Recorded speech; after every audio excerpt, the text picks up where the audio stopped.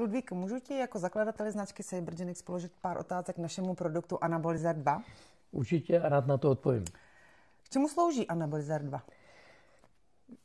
Tohle je produkt, který vlastně nám řeší zvýšení vlastně testosteronu a lepší dozrávání i syntézu bílkovin.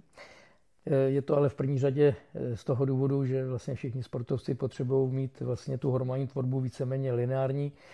Od 25 let věku muže v podstatě testosteron jenom klesá. Právě proto vlastně jsme tohleto vyvinuli tak, aby tyto složky pomáhaly našim mladlinkám a podobně vlastně produkovat to testosteronu více, tak lidi vlastně tak nestárnou, prostě, protože zároveň, když máme dobrou hormonální tvorbu, tak omlazuje to buňky, že lidi se cítí líp a žijou plnohodnotnější.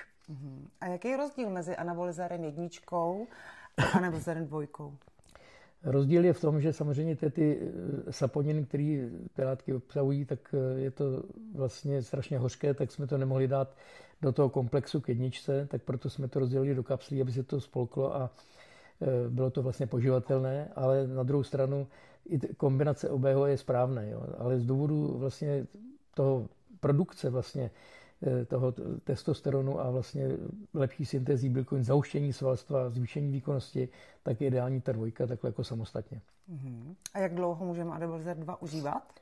Dá se to užívat víceméně celoročně, je to v podstatě do využívání vlastně těch kapslí, pak třeba udělat 3 neděle pauzu a můžeme zase aplikovat znova. Víceméně se to může takhle střídat.